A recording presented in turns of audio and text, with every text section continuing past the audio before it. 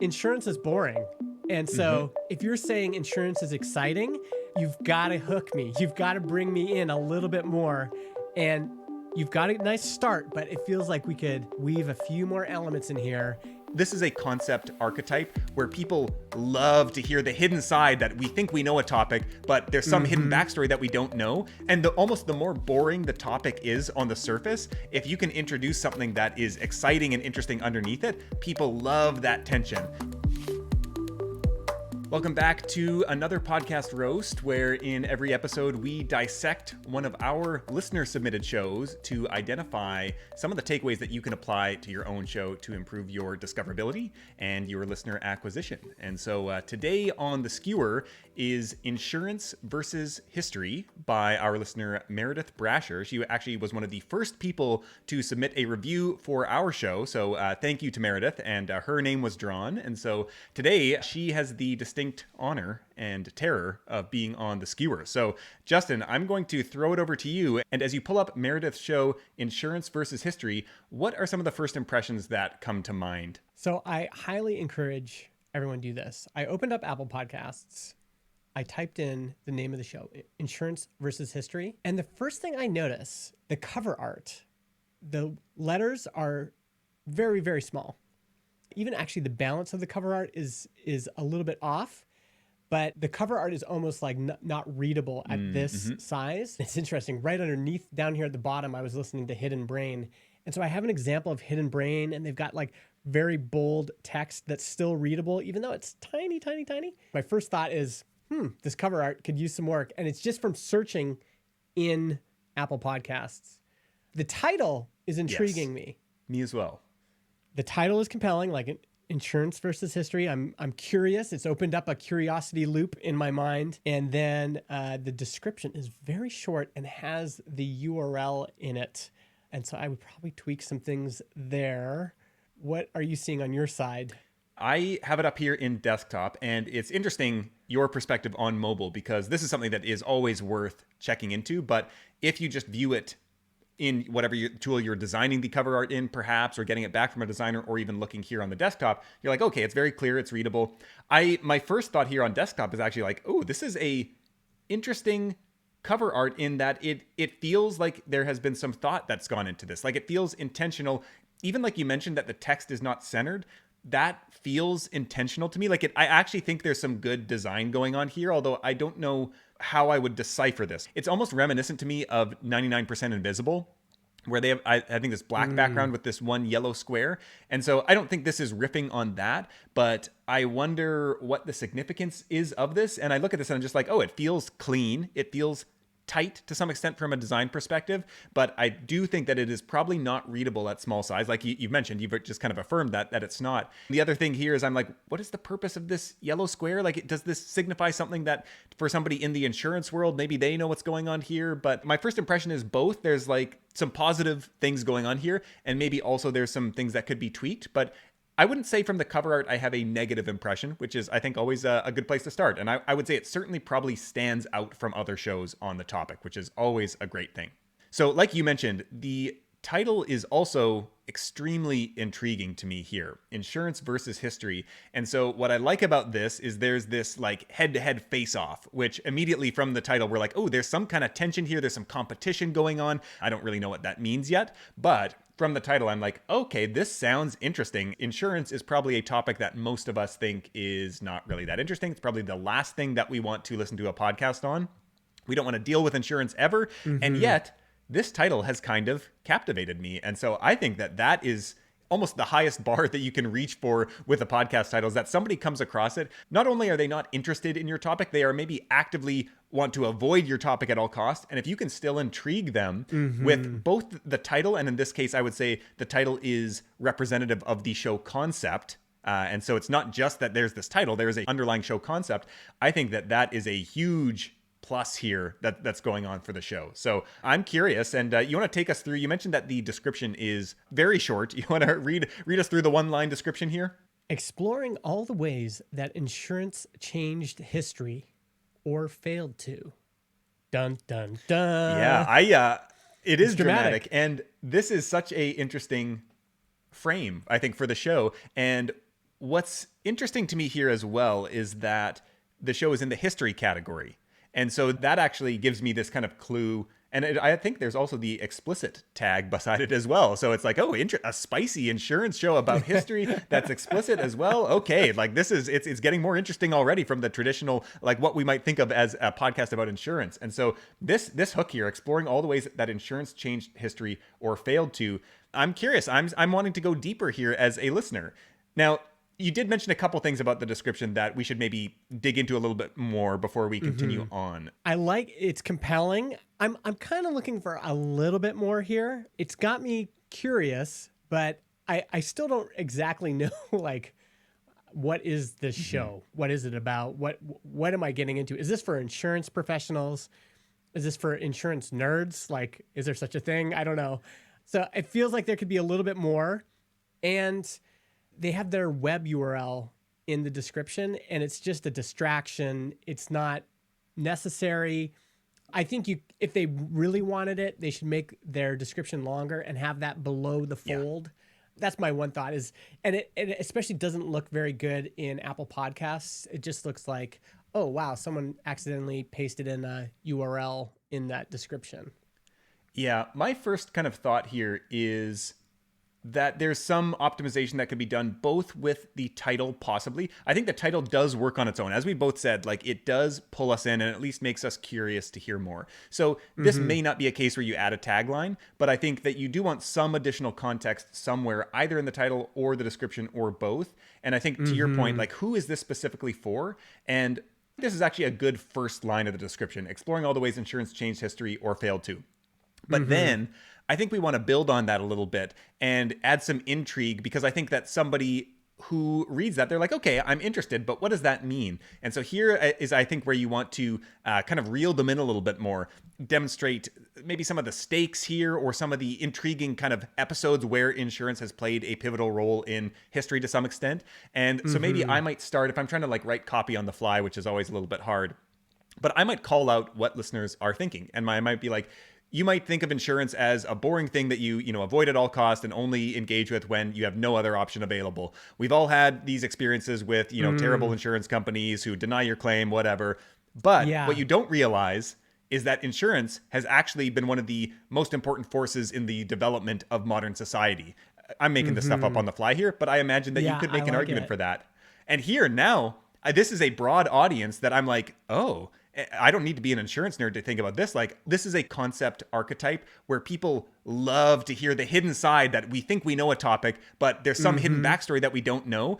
And almost the more boring the topic is on the surface, if you can introduce something that is exciting and interesting underneath it, people love that tension. And so I would lean into that and I would flesh this out and make a bit of a narrative out of this description where it's like, hey, you probably think this thing, but there's this hidden layer to it. And on the show, we're going to talk about examples of how history has played a role in the most important events of human society, like this time back in 1475, where, this happened and then this happened. And then you give some like concrete examples to give people something to latch into where they're like, oh, wow, that actually sounds fascinating. Like, I'll definitely give this show a shot. So that would be how I would kind of approach this description to reel people in further, give them a little bit more information to help them understand who the show is for, what it's about, what the experience is going to be like as a listener. I think another way to write your description is to scroll down in Apple Podcasts, look at the reviews, and there's a review I'm seeing here in the Canadian store that says, I thoroughly enjoyed the writing and the topics. If you enjoy finances or history, I would highly recommend this podcast. And so right there, it's like, if you enjoy finances or history, then I would recommend this podcast. It's like, okay, well, at least we're getting a little bit closer to who this is for. And I would want to weave something like that into the podcast, especially because there's this initial hurdle to get over, which is insurance is boring. And so if you're saying insurance is exciting, then you've got to hook me. You've got to bring me in a little bit more. And you've got a nice line exploring all the ways that insurance changed history or failed to. That's a start, but it feels like we could weave a few more elements in here and really draw people in and say, this is why you should be listening to this show. Yeah, and I think that this does depend on who the intended audience is. If it's for a broad, general kind of population, you're facing more of an uphill battle. And I think that there are all the elements that, like, from what I imagine this show to be in my mind right now, I'm already like, I think I would listen to the show. I'm very curious now after we get off this. I'm like, I'm definitely going to listen to the show. Like, it is intriguing enough to me. And so that's great that Meredith, with so few elements already, has been able to establish that. I think she's in a really solid spot that she can tighten this up a bit more. But the other thing here, I'm not sure if this is the same review that you were looking at. Amazing insurance lessons. I'm an insurance professional, and this podcast is the best insurance podcast I've ever listened to. Most insurance podcasts focus on the interview of industry leaders, talking about one subject or another. It invariably turns to self-promotion or business speak. However, this pod is nothing like that. 3 exclamation points. It's so interesting, well-written, well-researched, full of important lessons from history and how insurance evolved, which makes it easier even for people who are learning about the inner workings of insurance to understand how this complex industry that exists today came to be step by step. Congratulations on this amazing pod, and keep up the great work. Really hope the podcast goes on for a long time. 3 more exclamation points. And so, like you mentioned, there's a lot of language in here, and this is something that I think highlights. I mentioned before that the name is built on a underlying concept, and I think that this review is what every show should be aiming for, where this person has basically said, unlike all the other boring shows about insurance that do all these things that annoy me, this show has brought this refreshing, unique take to the topic in a way that is unexpected and refreshing. I am on to something here. If I can get this amount of enthusiasm from a listener, this is a marketable show that has some legs to it. Although it does bring up the question for me, who is this show for? Right. That's the tension I'm feeling. Because if this show is a general interest show for everybody, I would say there is a lot of work the packaging has to do in order to entice me to listen to a show about insurance. So if that's the job to be done here, if that's what you're trying to accomplish with the show, to reach a broad audience, I would say you've got to do more heavy lifting with all of your packaging. Title, cover art, description. You've got to convince me that this is worth listening to. Now, if this show is for people who work in the insurance industry, then you need to sharpen that up as well. You need to say, hey, if you're in the insurance industry and you're tired of listening to boring interviews from, insurance professionals, this is the show for you. I would target the messaging a little bit more.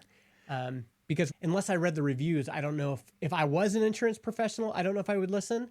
Every show should be thinking about it this way of like, there are certain things that almost every other show in your space will be doing, and listeners may be satisfied with those shows only because there's not a better alternative. And so I think like this is such an original take on a boring topic that makes it fascinating, that this can exist in every potential topic possible. And I think that's the hard part, and that's the part of the art of podcasting and the creative aspect of it, is coming up with that unique angle that nobody else has yet done. But when you get reviews like this, And if I was just a general interest person, I'm not sure if I would listen. I need to know who this is for.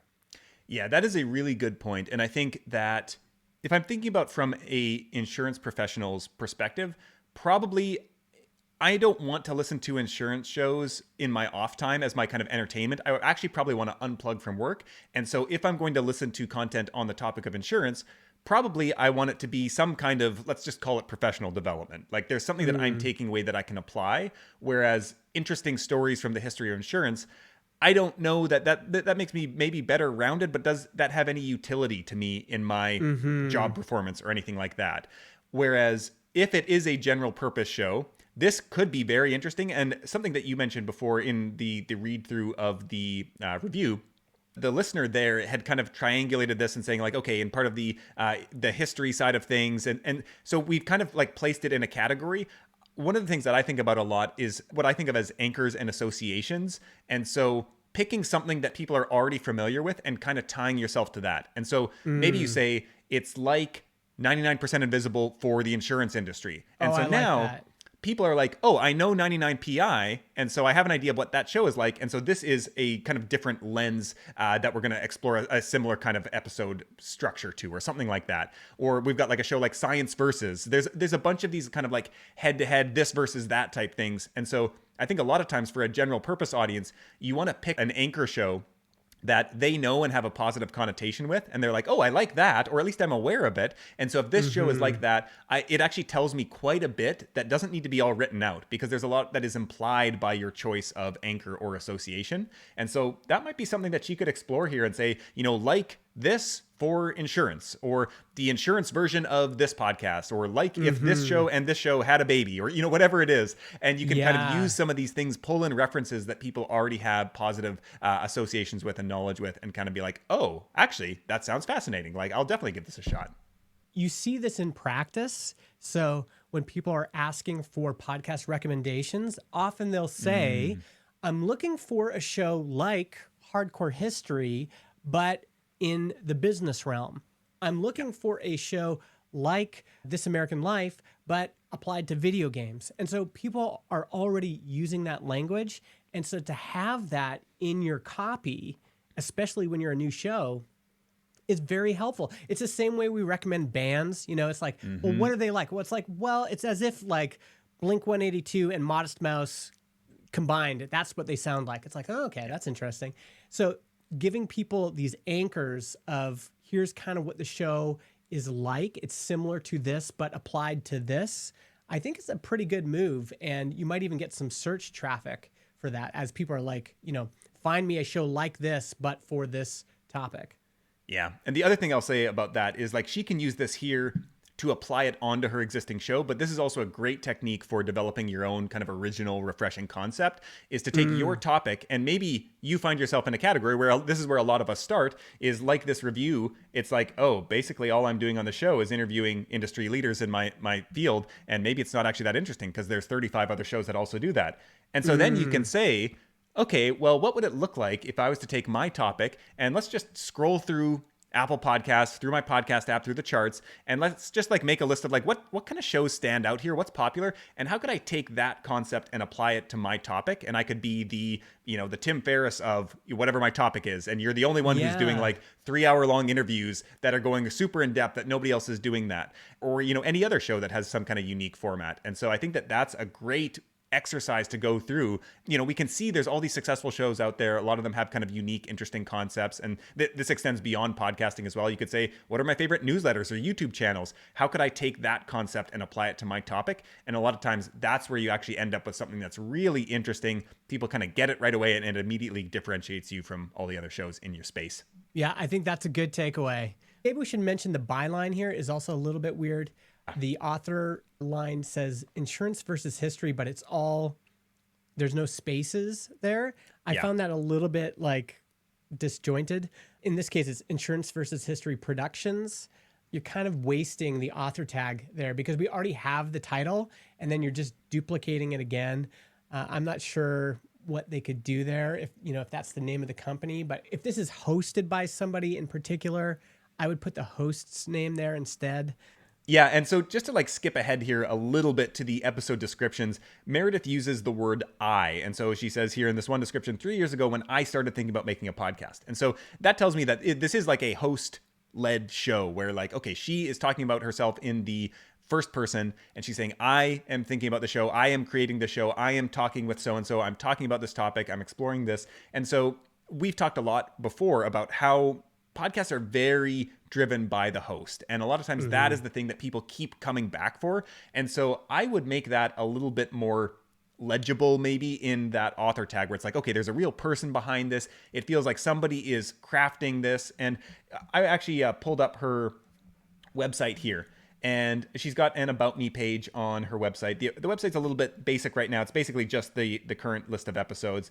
And so she's got like a nice photo of herself here and a bit of her backstory, things like that. She looks like she's worked in the insurance industry for 20 years at a bunch of these different companies here. And I see that she also has a Hire Me tab at the top of the menu bar here.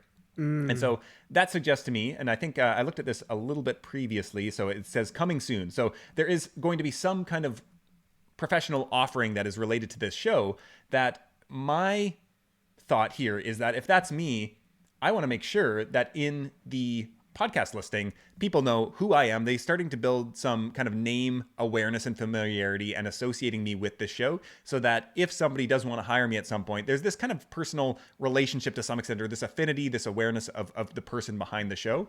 And this is actually an interesting topic to get into briefly here, is that, you know, I like that on her website, she's got a great photo of herself, a bit of her backstory, things like that.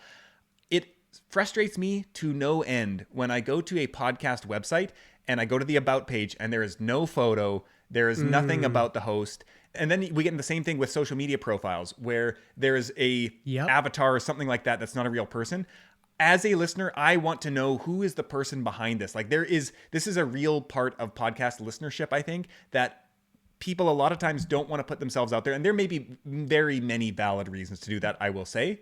But I think people should default to being more personable. And podcasting is so intimate as a medium anyway, that I think we do have some desire to get a better sense of who the people are behind the show. And like it or not, like photos are certainly a part of that. I mentioned the show Brains a couple of times before.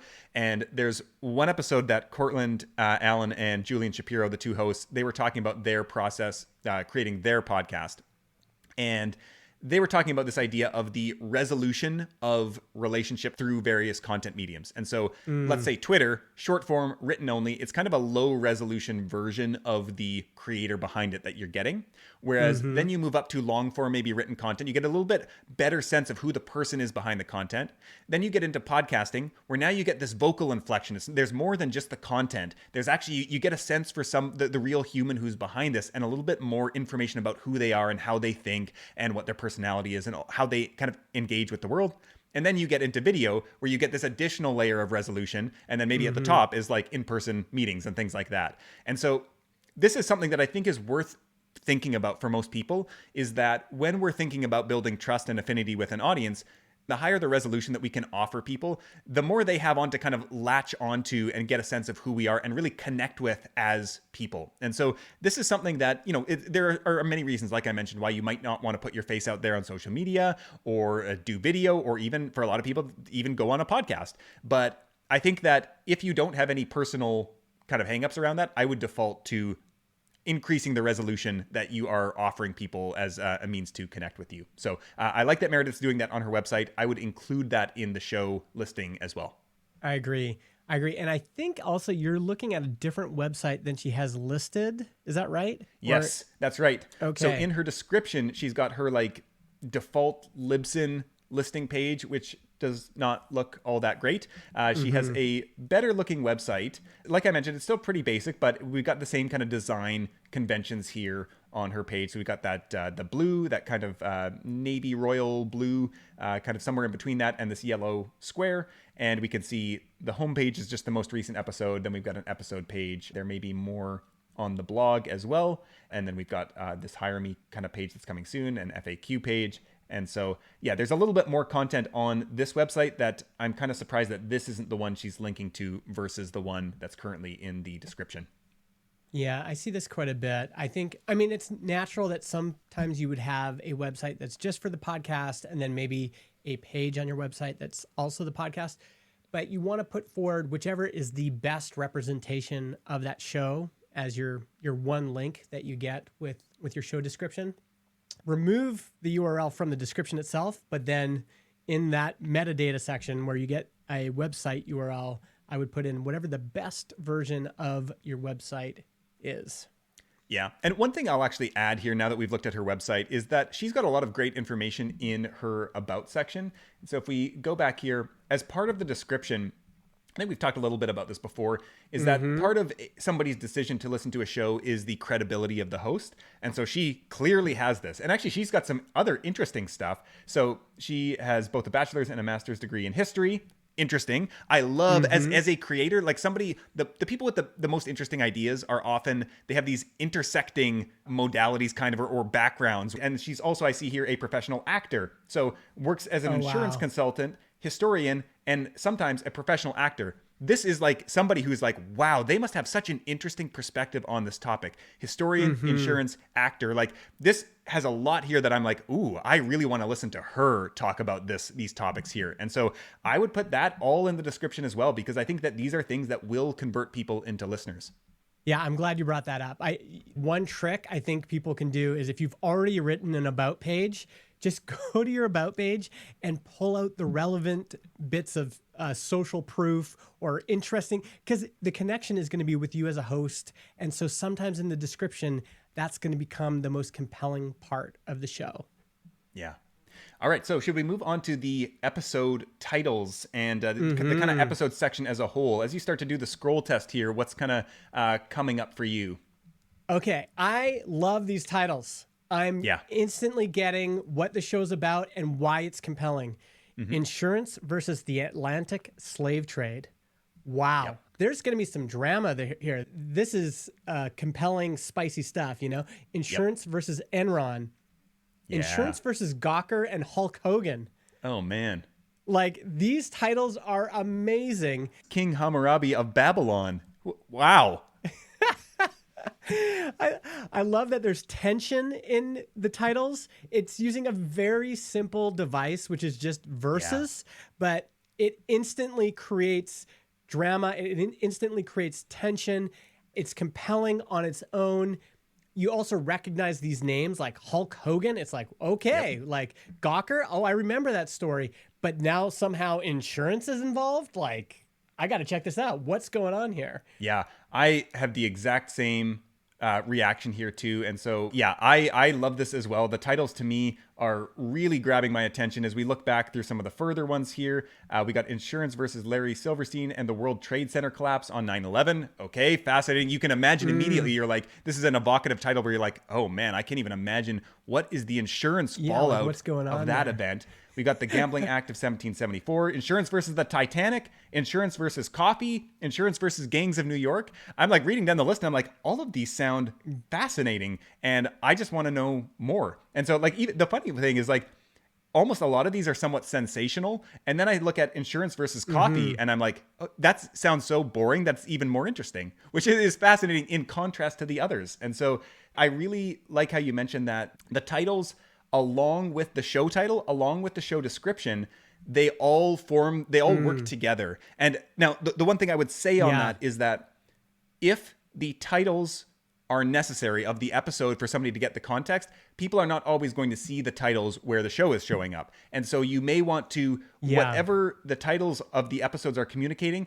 is there some way to work that into your show title or the cover art so that somebody who comes across just a link to the feed on social media or somewhere else, like, are they going to have enough information to reel them in? Like we've mentioned, we were both somewhat intrigued by the title as soon as we saw it. So maybe that is enough to get us to click in, but I think probably you could have a tagline that might give a little bit more context to be like the role insurance played in the history of the world, or, you know, something like that, where I'm like, oh, that's fascinating. And I get that this is not a industry insider show. This is a storytelling show about events that I am familiar with here.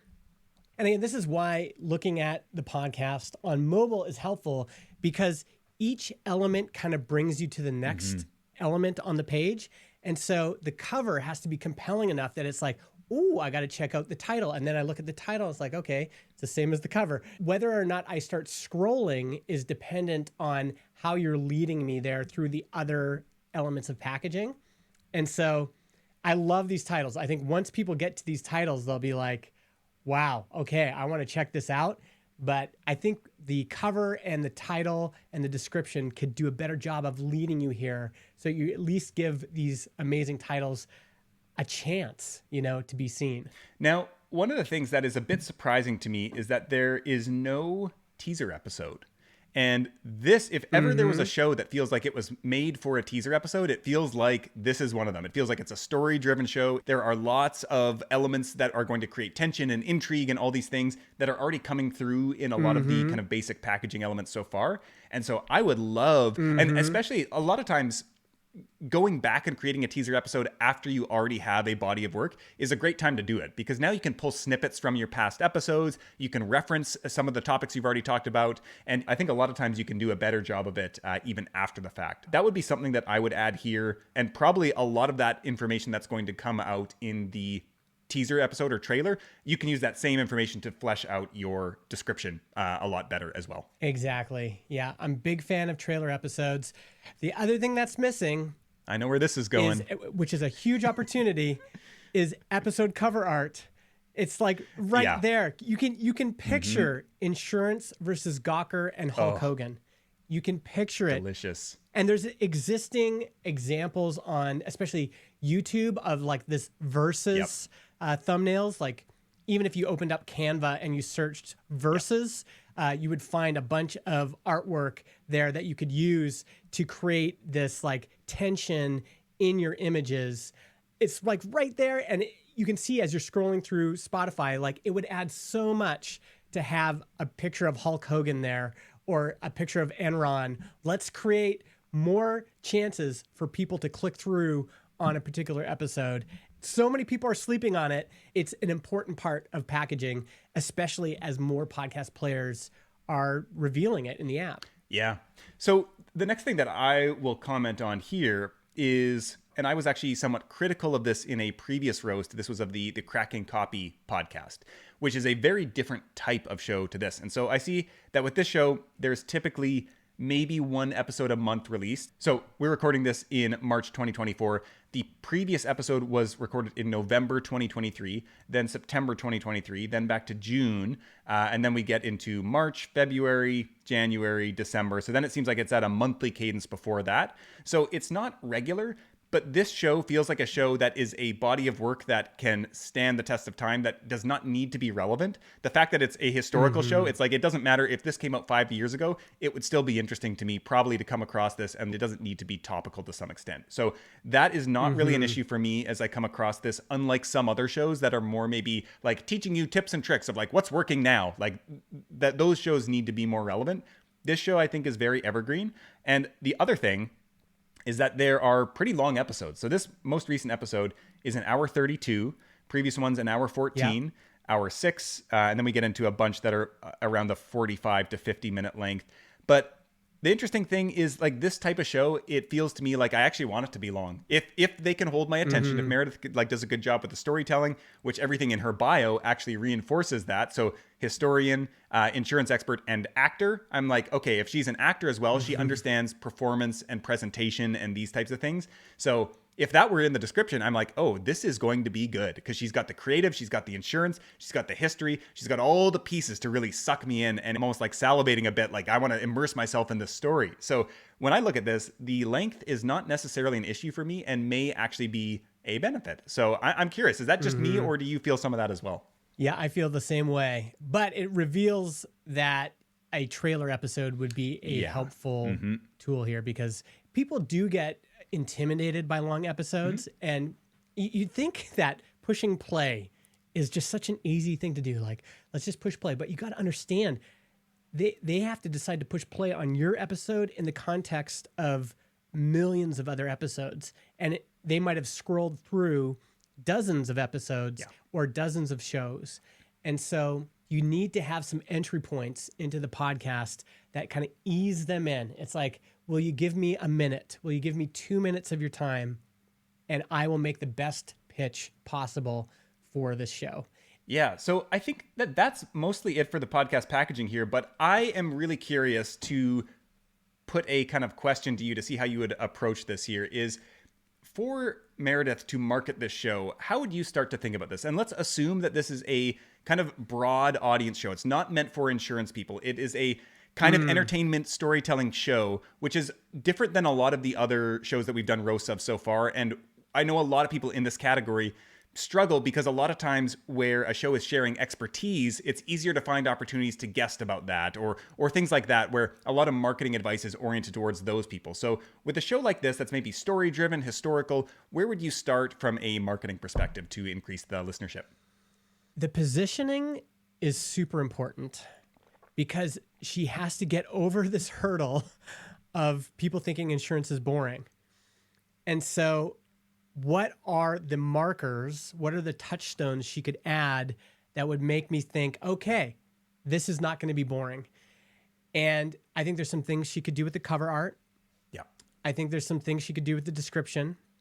The social proof, I would get more reviews. I would go out and I'd find my super fans and I'd say, please, could you leave a review? And then I would try to surface those on my website. I'd also be looking at, because these are topics that are also great search terms, like people are searching Hulk Hogan versus Gawker all the time. I would see if there's any opportunities there to start ranking for some of these. And then, again, anybody who's interested in insurance would also be a target, even if you've got a broad audience in mind. Getting written up in Insurance Industry Weekly is just another place for people to find you. And it will also increase, the number of backlinks you have, the chance that the show will rise in search rankings. So I'd be doing some of those things. Is there anything that comes to mind for you on how to make this appealing to a general audience? Yeah. Okay. So let's assume that she does some of the tightening up around the show description, maybe cover art, things like that, make it a little bit more clear for who it's for, so that the average person, if all you're getting in front of them is the title, maybe the title and the cover art, that somebody can at least understand who this is for and what the primary hook of the show is. So let's assume that she's done that. The next step, what I really like is your idea there about approaching maybe insurance industry publications or things like that. And I think that there's a big opportunity here, especially in boring industries, where if that review that we read before is any indication, you think about everybody who works in insurance, they all know that they have what other people think of as a boring job. And so they may not find it boring. And a lot of people, there's a lot of accountants, I'm sure, a lot of people who work in insurance who love their job and find it fascinating. And clearly Meredith finds insurance fascinating to create this show. And so I think that a lot of those people are desperate for somebody to do justice to their industry and their work. And so I think that there's a great opportunity here for her to approach, especially even some buttoned up type publications where her show is almost like the lighter, fluff kind of piece. And I don't mean that in a pejorative way. It's this kind of light relief where people are reading maybe some information dense stuff. And then they're like, insurance versus history. It's wow, that's a breath of fresh air in this publication. And so I think that's a really solid opportunity to pursue. And then the other thing that I would do is I would actually spend time in history subreddits, forums, groups, things like that, because this does feel like the person who's interested in this show is primarily interested in history. And so that to me feels like the type of audience that is potentially interested in this. And I think one of the great things is when you're looking for collaborations or audiences that your show might be appealing to, you want to find a space where you have people who have proven that they're interested in something similar to your topic, but you stand out, obviously.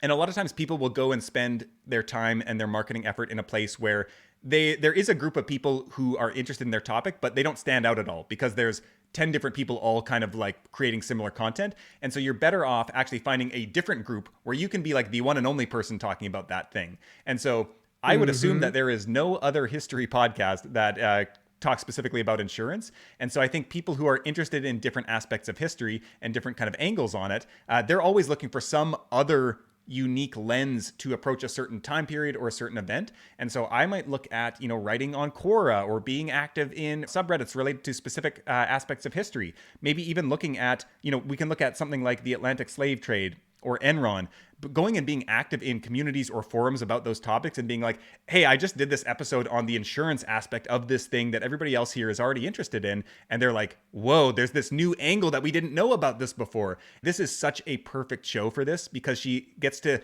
dip in and out of these different communities. And so I think there's lots of opportunities here. Yeah, because there's multiple main categories. It's history, but also business, also finance. Those are broad categories where there's lots of room to play. But then as you point out, there's also pop culture. Hulk Hogan and Gawker is pop culture. So here's a pop culture angle. And you just think there's so many people writing on these topics. There's so many places she could just approach somebody who has a newsletter about wrestling Yeah. and say, hey, just to let you know, I've got an episode on this with this angle and this one spicy bit that you might want to share with your audience.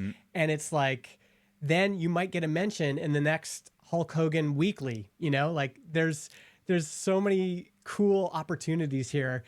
All right. So yeah, I love these ideas as well. Hopefully this gives Meredith some good kind of next steps on ways that she could maybe do some outreach to increase the awareness of the show. And the one thing that I'll say too, to add on to that is, like we talked about before, these are evergreen episodes. And given the length of some of these episodes, I suspect she spends a long time putting these together. But I think also in the meantime, a lot of times we tend to only market our most recent episodes. I think she's got tons of opportunities to kind of mine the back catalog and keep promoting all of those, seeding them in these different places. So I would recommend that that's something that she does as well and dedicate some time to that. So is there anything else that you wanted to bring to Meredith's attention as well as everybody listening here related to the show? All right. So I just want to do a little bonus section on cover art. And like you said, you actually liked the cover art. I want to explore some different ideas because I think it's illustrative of just the kind of experiments you should run. And especially for this show, because last episode was November 13th, 2023, quite a long time ago. What a great time to introduce some new art and experiment and just see if you can maybe get some more traction changing one element. So I have this pulled up in Pocket Casts. And I'll also, if you're listening to this, I'll link this in the show notes it's just a single link and we'll compare all of the different cover art. So here's the original. In the next one, I've just made it bigger. And to me, especially as we're seeing it on this small screen, bigger to me feels better. It's just, I can read it. It's more visible. It's more bold. You're losing a little bit. If she was going after that 99% invisible feel, she's losing that a bit. But this versus this, I'm liking the bigger font. In the next version, I just added her photo to it. Yeah. And how does that feel different? And, she maybe has a little bit of a following. People recognize who she is. She's developed a profile in this space. Well, put your face on the cover art. So that's another idea. And then we talked about maybe signaling that this show's not boring. And so in the next version, I just put a rubber stamp on it that says not boring. And this is not perfect in terms of like the way I've executed it, but I'm just doing it to illustrate that you can play with this stuff. You can experiment with this stuff. And in this case, we've kept the branding very similar. So anyone that was looking for that branding would still recognize this is the branding, these are the colors, but we've just added some other elements. Just with the cover art, we're signaling some things. And, I've only there's only 3 elements on the thumbnail here, and they each kind of have a job to do. Yeah. And then the last one is I just did a completely different cover art. Like what's just a completely different feel, and does that feel better or worse or whatever? So these are things you can play with. There's no harm in tweaking your cover art a little bit, in adding an element, in removing an element. You can do this. And you can also just see what you can bring these different versions to people and say, hey, which one do you think would kind of show up better? I'll point out, we'll link this in the show notes, but I have a little tool, I think it's at transistor.fm/preview, where you can type in your title, so insurance versus history, and then you can upload the cover art. So I could just choose, one of the ones I did here. Then we can preview it, and I can go, let's call this insurance is the topic. Well, now I can compare this new show art I've developed compared to other shows about insurance, and just seeing like, how does this compare to what my competition might be? Which of these covers would I click through on if I was a potential listener? Yeah. So I love that. Little branding bonus there. Yeah, I love these exercises here, kind of making some tweaks live on the recording here. And I don't know that the last one that you did was, it was kind of a departure from her brand, but it was actually along the lines to some extent that I was thinking of, where there is a bit of a trend in both podcast cover art, but also larger media right now. And I've seen it in newsletters and on like Netflix shows even and things like that, YouTube, where it's this like paper cutouts that are kind of like black and white, these like little elements almost that it looks like it's cut out of a paper. And so what I'm picturing here is these paper cutouts that feel kind of like retro of like the Titanic and like some of these topics that are overlaid in some way on the cover art. You can't go too crazy with them, but there's these paper cutouts there that are in black and white that feel kind of old timey, kind of historical. And it's signaling like, oh, there's this mashup. And then you'd need some visual element to signify insurance. I'm not sure what that would be, but if I'm a professional designer, I think there's lots to work with here that person could be able to put something together that's really striking, that really communicates what you're getting with the show. And this is actually an interesting route to go down here, is that our question was about the show is, who is this for? And I think that if you start to bring in some of these more pop culture type visual elements into the cover art, that actually communicates who this is for. And there's a visual style that is in the realm of mass market listenership rather than insurance people, where the current cover art's a little bit stark. That might be like, oh, maybe this is an industry show. And so I think there's opportunity there as well, if Meredith were to engage a professional designer to, go wild with this. Yeah, I like that idea. This is the kind of like, if you imagined you were going to hire an agency to help you with the packaging for your podcasting, you could imagine this is the kind of back and forth they'd be having in the meeting room. Like, oh, what if we made it like a collage where there's like Hulk Hogan on one side, and then there's Enron, and then there's the NRA, and then you've got all these elements, and then right in the middle, it's like insurance versus history. It's bold, but you get all these pop culture references, and it's like, this is not your normal show. And like, you might push back and go, Justin, we don't need that rubber stamp that says not boring. We just communicate that it's not boring with all of these pop culture references, right? Yeah. I mean, this is another great thing to do, is to go to a podcast meetup or conference. And when you're sitting around, just like bring up your laptop and just say, hey, here's my show art. Can we just do a little brainstorm here on things I could try, things I could take away, things I could add, and get some other people kind of like working on it with you, see what comes up just in a small group setting. And, you and I have just been going back and forth for a couple minutes, and we've already come up with some ideas that might be interesting for her to try. Yeah.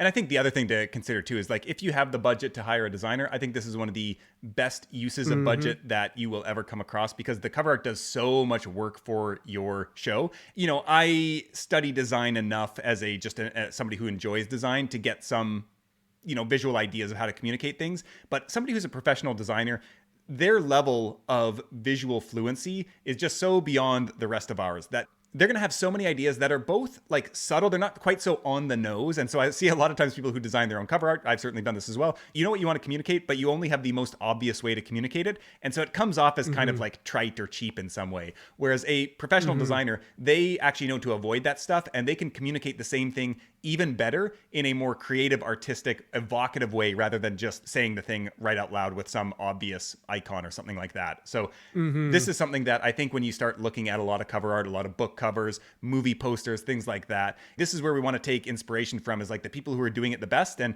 a lot of times, we can't create that stuff either creatively in coming up with the concept or technically. And so it is certainly worth bringing in somebody else to be able to get a real expert to help you achieve that result. Agreed.